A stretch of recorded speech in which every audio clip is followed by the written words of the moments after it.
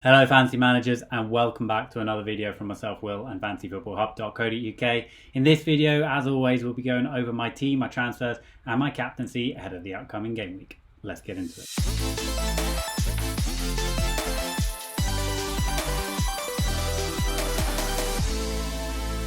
Before we do jump into it, if you are new around here, this is effectively a diary of my team as we track through the season, the highs and the plenty of lows along the way, aiming for my 7th top 10k finish. So if you are interested in that, please do subscribe to the channel with those notifications turned on. We have got a goal of 1,000 likes on this video, so please do drop it a like if you are enjoying the content. Okay, so last game week was another pretty extraordinary one. I know a lot of people played their wild cards, and I've seen a lot of good wildcard teams come out with, 25, 30 points, have an absolute stinker, despite, the players that they've picked being really, really solid picks. So it's one of those game weeks where there was sort of massively high variance. I feel pretty fortunate, actually, to come out on the better side of that variance, having the likes of Fernandes, Southampton double up in defence, getting the double clean sheet. These are players which, if I did wildcard last game week, which, to be honest with you, I was strongly considering, then I probably would have got rid of. In fact, I definitely would have got rid of the Southampton double up in defence. Definitely would have got rid of Fernandes. Probably would have got rid of Souček. Probably would have got rid of Ayling as well. So these are the type of players that performed well for me last game week. Again, do I want them long term? Do I want that Southampton double up in defence?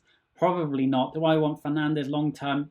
Potentially not. But I'm happy to hold them, for the near term anyway. I'm still not 100% sure when I'm going to play my wildcard. I'm going to come to that a little bit later in this video. I've already made a transfer. Again, I'm going to come to that later in this video. But I need to say I've actually got rid of Werner. I just watched the Chelsea match at the weekend, and he wasn't really in the positions that I would like to see him.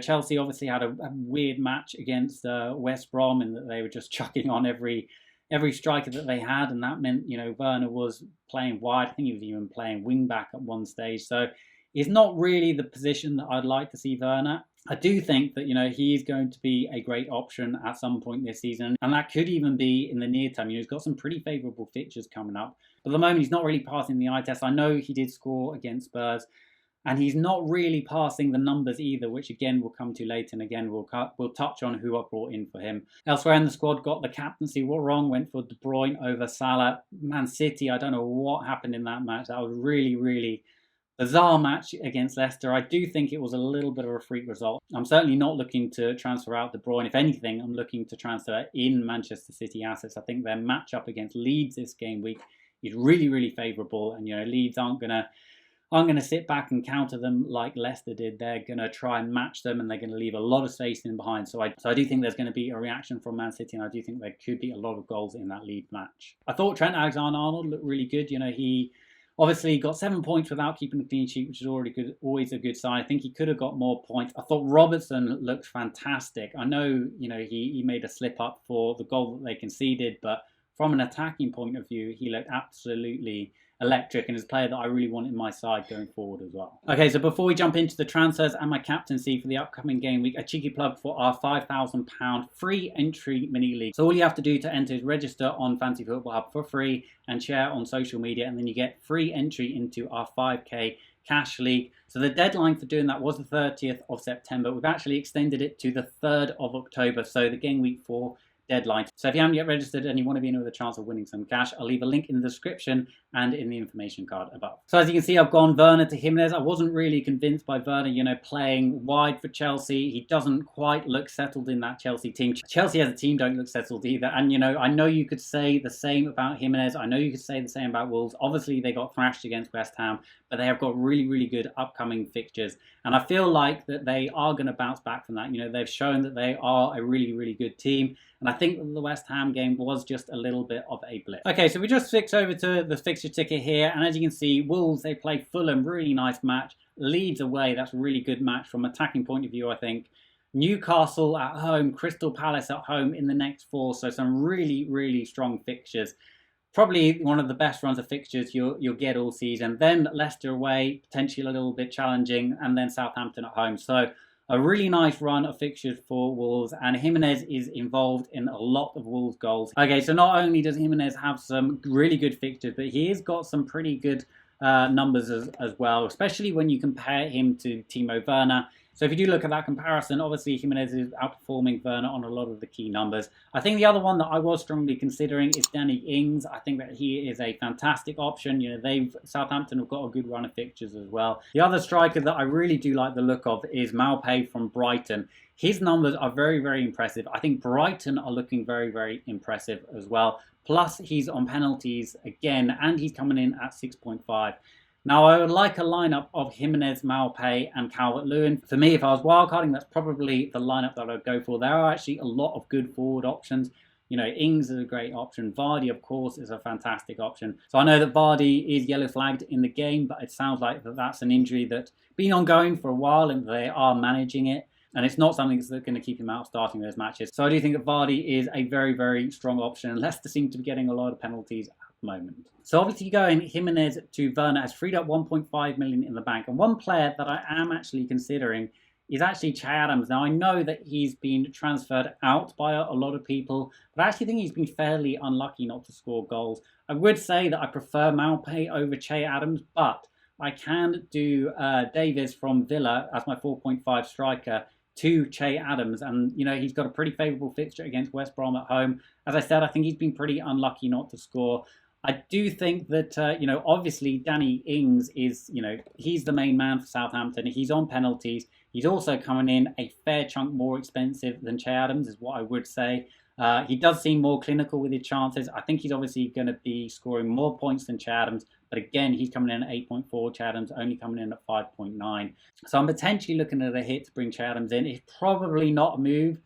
Just saying that out loud, bringing Che Adams in for a hit kind of makes me think, it's not a move that I probably will make, but it's certainly something that is crossed my mind. So there are a few other options that have crossed my mind. One of those being Bamford. I think that he's obviously in a really good run of form. If you look at his numbers, they're pretty poor actually, but he's got form. I don't think that Man City match is terrible for his attacking output. We saw how shaky Man City are at the back, and then Leeds go on a little bit of a better run for the fixtures. So I think Bamford is an interesting shout. I know a lot of people going for him. Again, I probably wish I could stretch to Maupay, and looking longer term, that's the player that I really do want in my team. I think the other interesting option is of course Mitrovic. I don't particularly trust Fulham, but again, looking at those numbers, comparing it to Bamford, there just isn't a comparison. Mitrovic taking way more shots. Obviously, we do know with Mitrovic, those shot quality that he does take is pretty poor. Takes a lot of headed attempts, but nevertheless, he is still producing a huge amount of shots.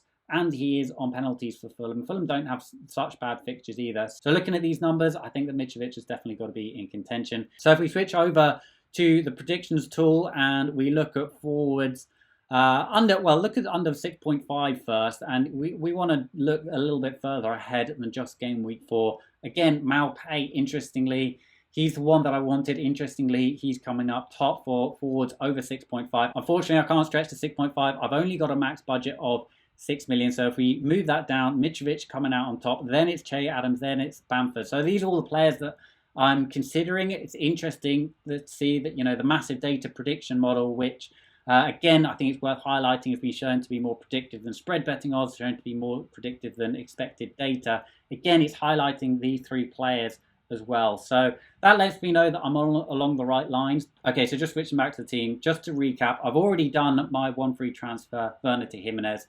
I'm debating a hit of Davies to up to a 6 million forward. The main reason I'm thinking about doing that is I don't really want to be playing Basuma away to Everton. I don't expect him to get any points. The other move that I am actually strongly considering is actually doing Basuma to Trossard. I thought Trossard looked fantastic against Manchester United. It really passed the eye test, looked extremely threatening. He's got some really good underlying numbers as well. So, and as I said, I really do like the look of Brighton. So potentially Basuma to Trossard is another move that I am strongly considering. Obviously, Doherty, I don't really want him in my team either. So I am also considering Doherty to Robertson. As I mentioned, really big fan of Robertson. If you look at the points predictions, again, Robertson's numbers are, the highest for any player under 8 million over the next few game weeks. So for me, I think Robertson is one of those players I really, really do want in my team. And I might consider doing a hit for Doherty to Robertson as well, because I do think that will pay off over the long term as well.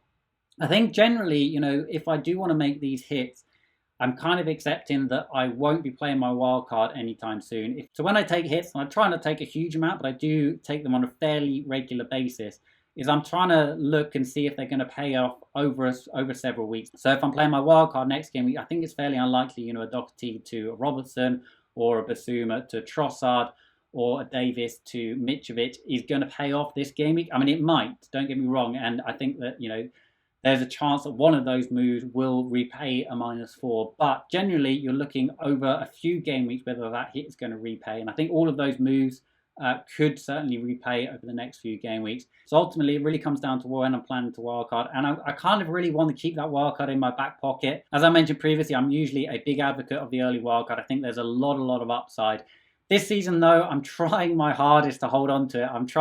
I am struggling a little bit. There is a chance I still might play it next game week, but I am trying to hang on to it, which makes me think, I probably should be taking a couple of hits just to make the corrections to this team, make sure that I'm happy with this team going forward. So as I said, I'm not particularly happy with my team. I think the weaknesses are really highlighted this game week as well, because I usually play 4-4-2 and a lot of my defense have tricky fixtures. I knew actually when I was planning my team at the start of the season that this game week 4 was going to be a tricky one. So part of me just wants to get through this, get into the international break, and then give a bit of a reassessment. In terms of captaincy then, I'm going to have another look at the massive data model. This has got all of the 50-50 captain decisions right.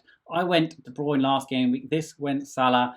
Every single week, it has made the correct 50-50 captain call so far. It's beaten the Fantasy Football Hub poll so far as well. So I think I might just follow this for the rest of the season, to be honest with you. So interestingly, it's coming out with Salah predicted 7.1 points this game week. De Bruyne coming in second with 6.8, and then Sterling coming in third, 6.2. Mane coming in fourth, 6.1. I know there's a lot of thought, Salah is better at home, Mane is better away from home. I don't quite know whether I buy into that. So if you look at the underlying numbers last season, Salah's numbers were better away from home than Mane's. They were better at home as well. There wasn't a huge difference there. So for me, I think it's probably variance, Mane doing better away from home and Salah doing better at home. So I'm quite comfortable captaining Salah away from home against Aston Villa. I think that is a pretty good fixture. Obviously, Aston Villa, they look pretty good against West Ham, scoring 5 goals and not conceding. I have to say I'm still tempted by De Bruyne. Leeds, I think, are going to concede a lot of goals against Manchester City.